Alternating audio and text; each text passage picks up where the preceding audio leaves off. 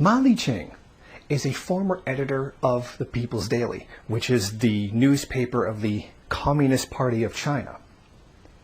Now, he sat down for an interview with an organization called ChinaFile, and in that interview, however brief, he did expose how afraid of Maoism the ruling class and the bureaucracy of the Chinese government is of the return of Maoism.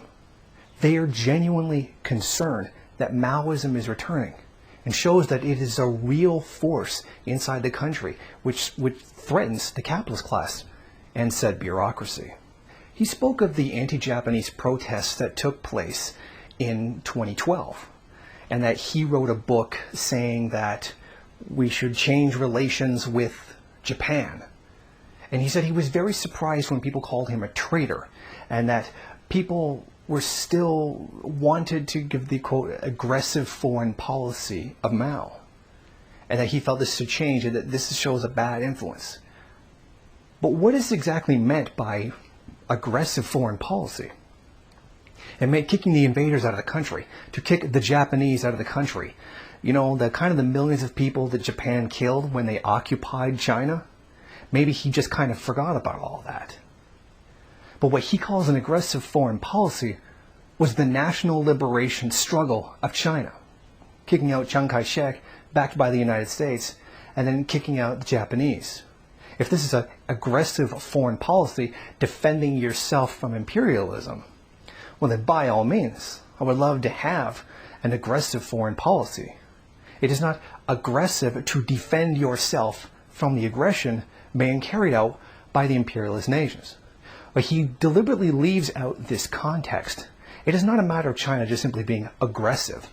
They were defending themselves from aggression that was taking place. He also spoke about Bourgeois and the supposed Chongqing model that he advocated. If you'll recall, Bourgeois was arrested. Now he thinks that what he was doing was just using popularist rhetoric, like he was just invoking the name of Mao to make himself popular, to try to move up in the government, and that his desire for it was superfluous. It didn't mean anything. It was just a tactic. And I actually would tend to agree with him that that's really the case of what was going on, and that it didn't really mean anything. It didn't have any substance. However, he does note that a lot of Maoists supported him. So even when somebody is faking it, the support for Mao and Maoism and a return to it does come up, and that even he was concerned that even this guy who didn't really want to carry it out was using it might be enough to cause a serious problem. And by serious problem, I mean the overthrow of the capitalist class. So even in this regard, he showed that they are still scared of it taking place. Throughout the interview, he keeps calling Maoism a negative influence. Now, what does he mean by negative? Well, they're considering it a bad thing. Well, what does Maoism stand for? Power of the people to rise up, overthrow their exploiters, abolish the capitalist class, collectivize property, to do the very opposite of what it is that China is today? That's very telling when he calls that a bad influence. And it shows that China today is the opposite of what it is that people fought in the revolution for. To be attacked is a good thing, as Mao said. If Mao's theories are considered to be a threat to them, then they very clearly are the enemy. He then spoke on about nationalism in the country today and what that means, and he called it an extreme nationalism that this nationalism that Maoism is perpetuating would lead to an isolation of the country, and that this is a bad thing because basically he wants to open up better relations with Japan to, well, essentially sell China to Japan the same way the United States was. But what do you mean by isolation, by having this kind of nationalism? The nationalism that Mao advocated was a national liberation struggle. Kicking the foreign invaders out of your country is isolating yourselves?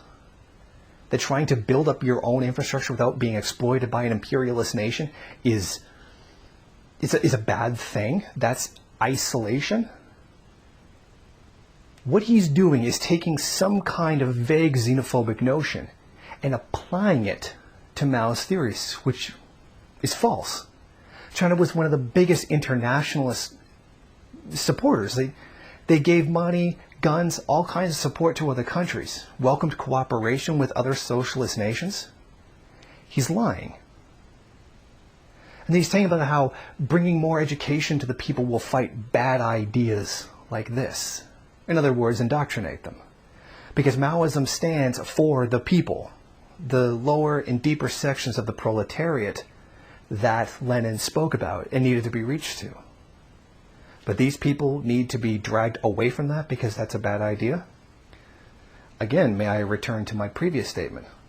If Mao's words and theories are the enemy of these people, then these people are the enemy of the people. Then this one final question was asked to him. Which ideological current poses the most severe threat to China? His answer? Maoism. Maoism has big market in China. Ordinary people are not immune to the manipulation of Maoism because they are the ones suffering the most. Manipulation by Maoism. That maybe the workers and the peasants might rise up against the capitalist class, against petty bourgeois intellectuals who defend their exploitation, like Licheng here. That's what he's afraid of? Of course. That's what Maoism stands for. So say it uses the people, or it'll take over the people if they're uneducated. It's a philosophy designed for them. Of course they're going to go to it. They did it once before and achieved the greatest revolution of all time.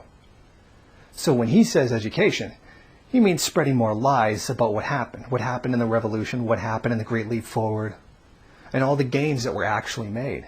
That the poverty that's happening now, the great divide of wealth between rich and poor that's taking place in the country, and much more so since the economic collapse of 2008, is somehow a driving force of pushing them towards them, a thing that's really bad, that bad thing that might actually liberate them from those conditions. But what this all means in the end is that these petty bourgeois intellectuals, these little liberal elitists, so-called academics, are scared. They are afraid of the people rising up. They are afraid of losing their privileged position. They're afraid of being called out on their lies, being publicly criticized the way they were during the revolution and during the Cultural Revolution. This is what they're afraid of.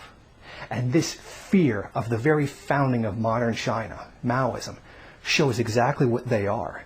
The very opposite of what Mao stood for, and the very opposite of what every one of those people in the revolution fought for. They are afraid. They are afraid of a return to socialism. Thank you for watching. Please comment and rate the video. If you liked it, hit subscribe or check out some of these other great videos. If you wish, share it on social media. While you're at it, why don't you follow me on Twitter? And if you got time, go on over to the MRN bookstore and check out some of the latest books available.